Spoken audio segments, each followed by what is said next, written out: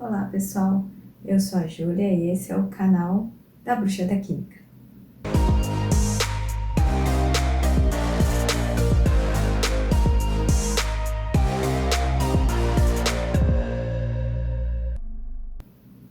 Caso você ainda não conheça o canal, dá uma olhadinha no vídeo onde explico o formato dos capítulos, pois vai te ajudar a aproveitar ao máximo o conteúdo abordado nesta playlist que é sobre termoquímica.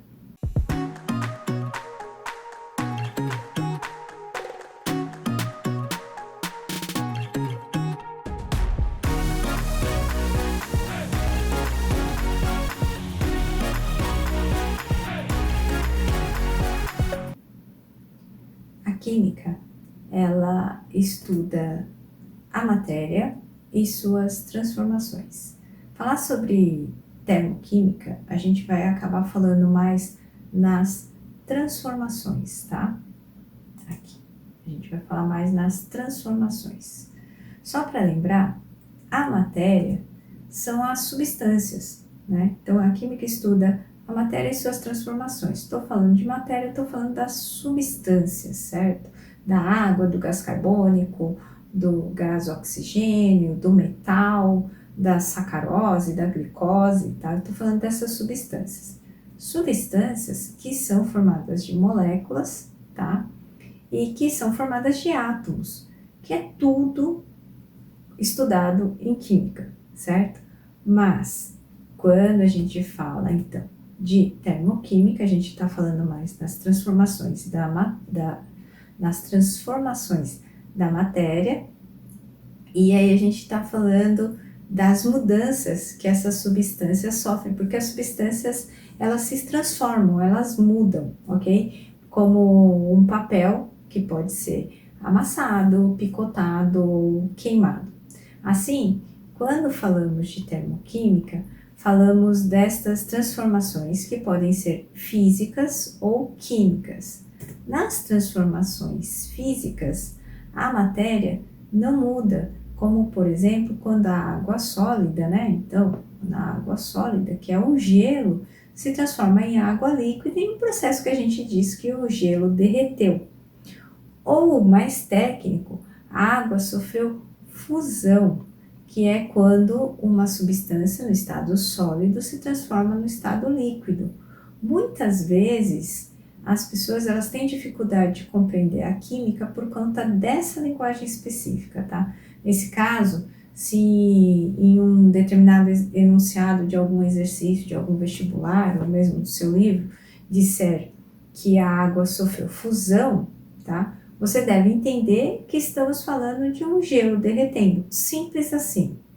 Mas, se você não tiver se apropriado dessa linguagem específica, você pode ficar se perguntando, mas como que eu deveria saber isso? Uma pergunta comum, tá, para alguém que não conhece a linguagem específica da química, é como se você estivesse dirigindo e não soubesse ler as placas de trânsito, tá? Primeiro que não ia ser muito fácil e outra que ia ser um pouco perigoso, tá?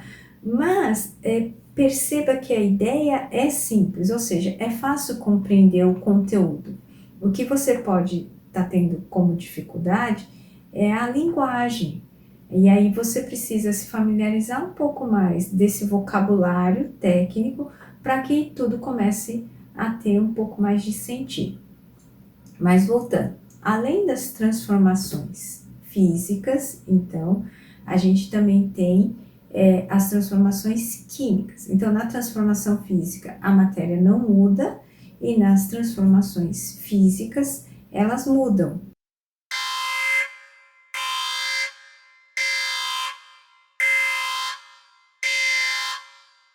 Como quando a gente tem o nosso foguinho lá no nosso fogão, certo? Então, essa é uma transformação química onde as substâncias mudam. E como é que elas mudam, né? Porque os átomos, eles se rearranjam em novos grupos, ou seja, em novas substâncias. Como, por exemplo, na fotossíntese, certo? Então, a fotossíntese é uma transformação química que acontece nas plantas, onde você sabe que o gás carbônico e a água são captados do meio ambiente pela planta. Aí, com o auxílio da luz solar, né, ela consegue transformar essas substâncias, gás carbônico e água, em glicose e gás oxigênio, que é lançado de volta para a natureza, e a glicose fica para ela como alimento, certo? O que aconteceu aqui? Como é que duas substâncias, gás carbônico e água, se transformaram em duas outras substâncias, glicose e gás oxigênio? Por conta de um rearranjo dos átomos. Então, você está vendo? Ó, o carbono aqui do gás carbônico se ligou de forma diferente, formou novos grupos com hidrogênio e oxigênio. E aí, com isso, esse novo grupo é uma nova substância, tá bom?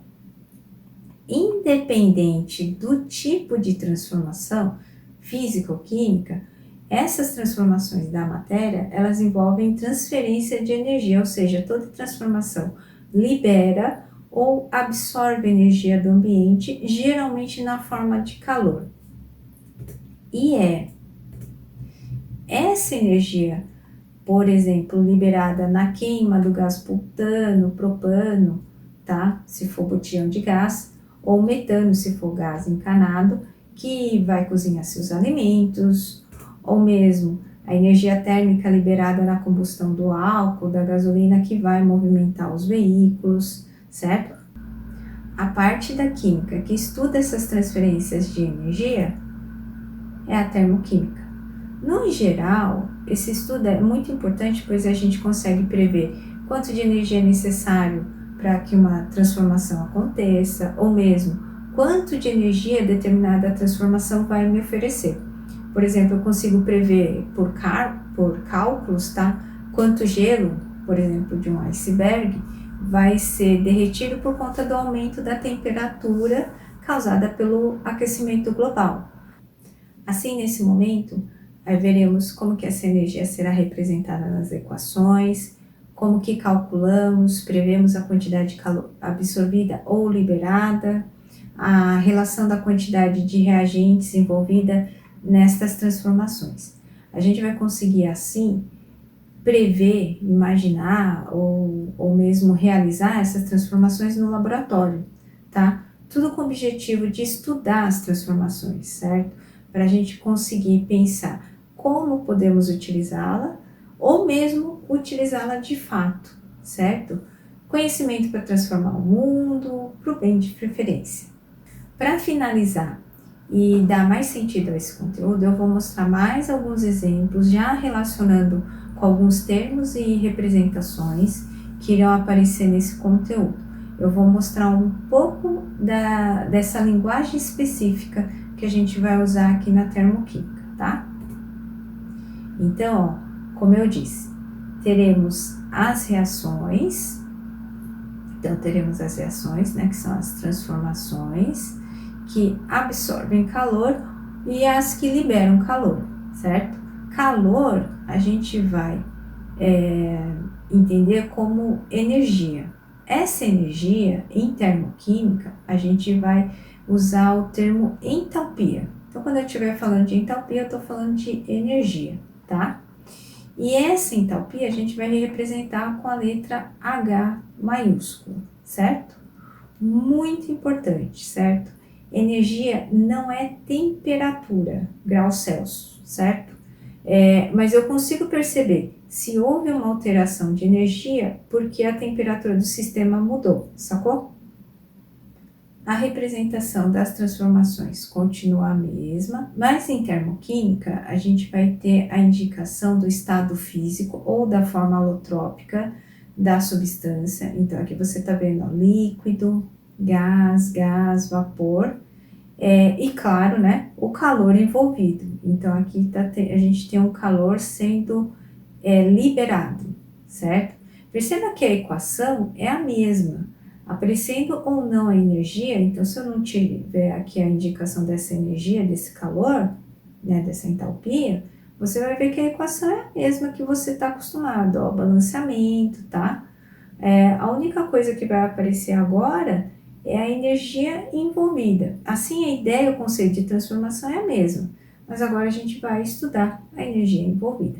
Muito importante também, em termoquímica, o que mais me interessa e o que eu consigo medir é a variação de energia, é o ΔH, né? A variação de entalpia, o calor envolvido nessa transformação, que é a energia liberada ou a energia absorvida. Eu vou falar desses termos mais para frente nos próximos capítulos, tá? As transformações em que você tem liberação de calor, a gente vai chamar de reações exotérmicas, tá? E aqui você tá vendo que o calor está sendo liberado, tá vendo? Ele é como se ele estivesse sendo gerado junto com os produtos, gerado, certo?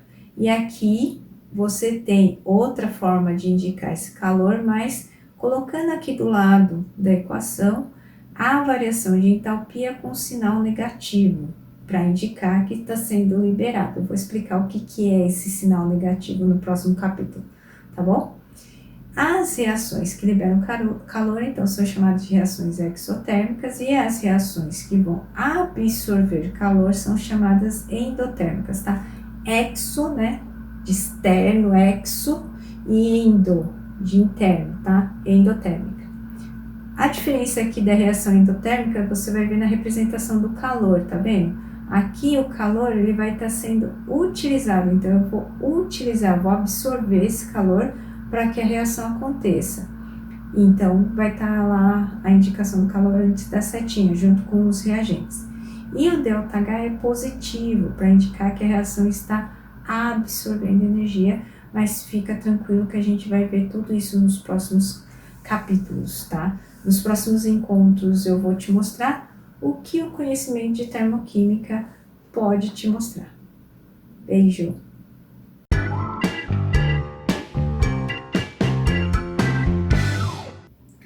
Como eu estava falando no vídeo, a química tem uma linguagem bem específica, né?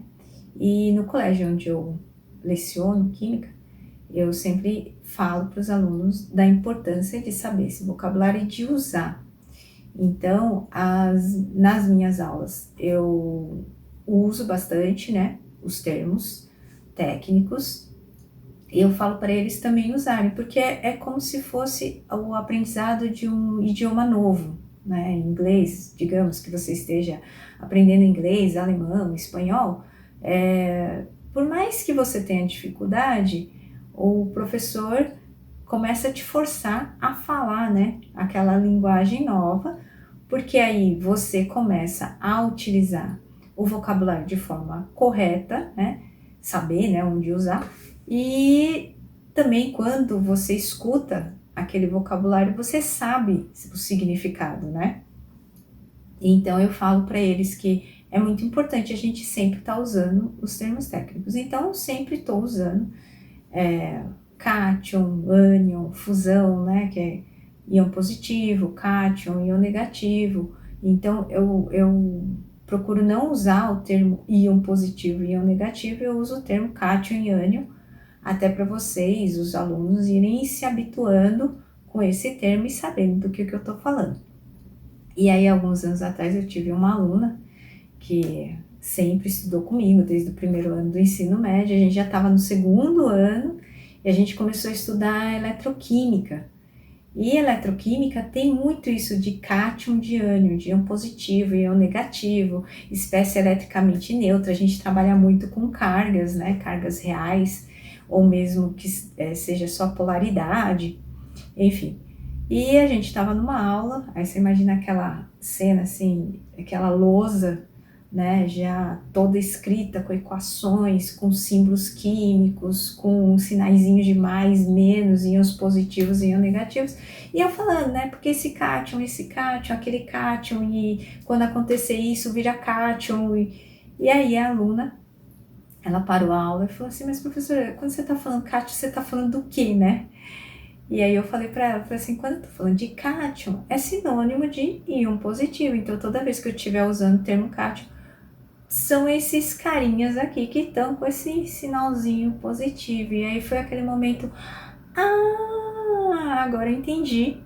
E que fez toda a diferença, porque ela começou a compreender o restante do que eu tava falando, né? Porque até então ela não tava sabendo para onde olhar, né? Eu falava cátion e olho para onde, né? E aí ela começou a compreender química. Aí só uma historinha para vocês saberem que assim, às vezes é uma coisinha, sabe? Então, precisar pergunta, precisar pesquisa, tá? Não fica aquela coisa, mas o que está acontecendo, né? Tenta, tenta descobrir qual que é a sua dificuldade e procura ajuda, porque no final das contas tudo dá certo. E esse momento, né, que foi o momento em que a aluna conseguiu descobrir, né, o que significava o Kátia, então todo o restante do conteúdo foi compreendido, a gente começou a chamar de momento Kátia. Então, momento Kátia aconteceu alguns anos atrás e eu espero que o momento Kátia aconteça na vida de todo mundo, tá bom? Beijo.